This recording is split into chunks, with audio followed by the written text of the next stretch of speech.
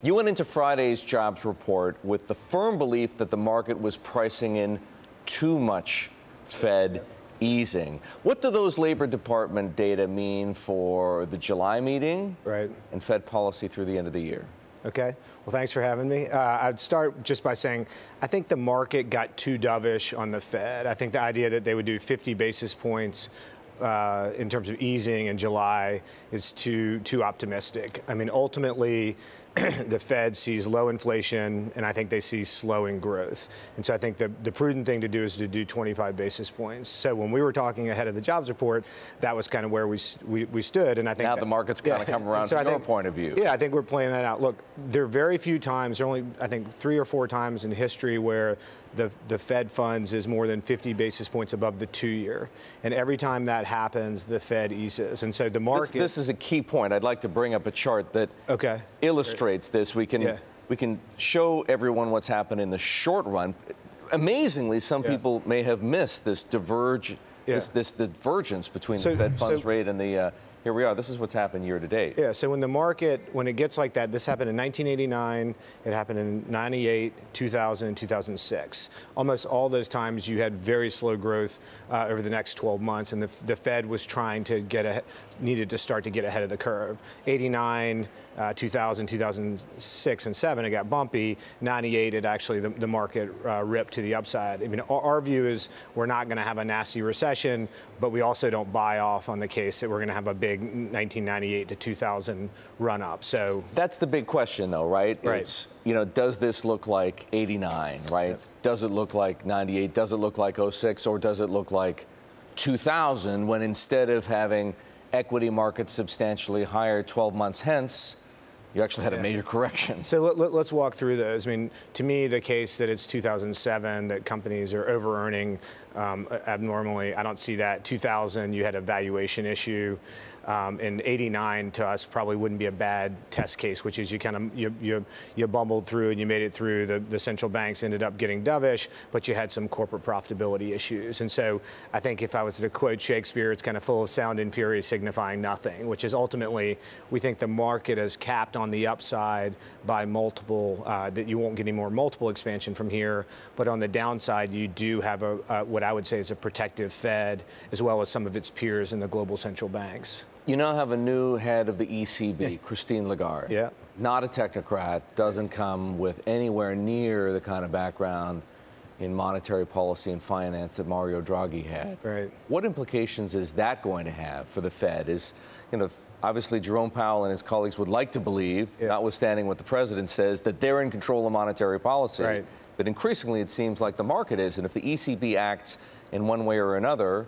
Yeah. So I'm going to make a couple points. One is I'm going to make the same point that you and I have discussed in prior talks, which is we follow the ECB as closely as the Fed because ultimately the ECB helps to set the lower end of the bound, and then the Treasury never trades that much above it.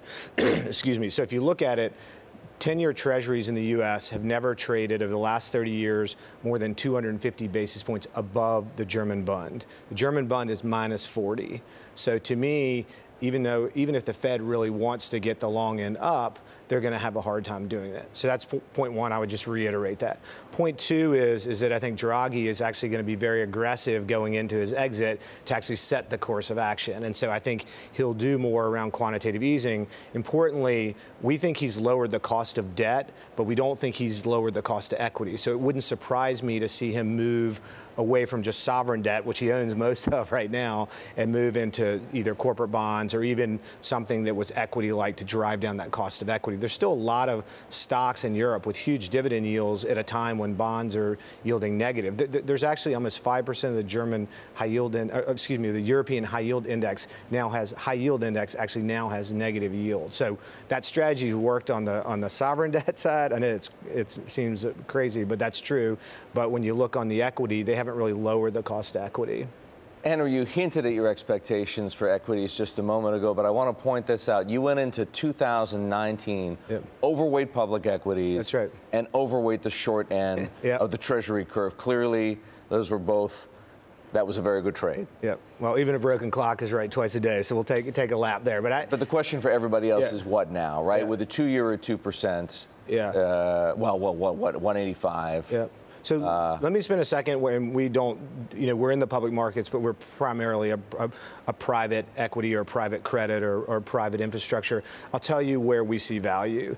One is globally, the markets, both equity and credit, are very bifurcated. People in our mind are overpaying for some of the secular growth stocks, and at the same time, they don't care about companies that have good fundamentals that may have had a misstep. It's the exact same thing in the credit world too, where we really see high quality credit trading extraordinarily tight. But if it has some story around it that they missed earnings or leverage, nobody wants to own it. Given what we do and our operational expertise, we're aggressively going after both that credit part of the market and the equity part of the market. And so right now, interestingly, I think we're as active in private equity in Europe as any region in the world. And given some of the noise you hear there, that might surprise people, but it's very active in terms of technology. It's very active in terms of corporate carve-outs and just operational improvement stories. And on the infrastructure and the real estate side and private credit side, we're actually doing much more in Asia. I think I also serve as the CIO of our balance sheet, and we've used a fair amount of our own capital and LP's capital, and we're moving into Asia and kind of extending our brand there. And that's a very exciting time, opportunity set for KKR right now. One of your other big overweights is opportunistic credit. Yeah. I want to know what you make of these liquidity issues, right. I'll call them, that we've seen in a couple of noteworthy places, the Woodford funds and the H2O, a specific fund or two right. under the H2O umbrella, which is owned by Natixis. So I won't comment specifically on those companies because I don't know them. But what I do see around the world right now is there are two things going on. One is there's a bifurcation between the high quality credit and the lower quality credit. The high quality stuff is ripping, and the lower quality stuff is making some money, but not as much. Exactly. The second thing is that when we run our business in private credit or asset-based lending, we want to be able to control the entity if it doesn't work out. And I think some people have moved into private credit and other areas where they don't have the liquidity lockup that a KKR or some of our competitors do, where you have 5 to 7 years and you can actually take control of the company. And I think that is something that you're going to start to see in the market. And that's why I think in our view, there's been maybe an over movement by some investors to run into areas where they wanted yield. They just need to protect themselves. They need to watch that they're not over levered. They need to make sure that the manager has good lockups and that they really can underwrite properly. Bank of England Governor Mark Carney has said there are credit vehicles out there offering daily liquidity that are quote unquote built on a lie. Do you think he's right? I think that anytime, and you know this as well as I do, but anytime you have an asset liability mismatch, which is you buy longer duration assets and you have shorter term liabilities, that is a recipe for trouble. And so that's our business. We don't want to be in that. I can't comment on what others are doing, but if you're an investor, that's something you should always ask going into a fund.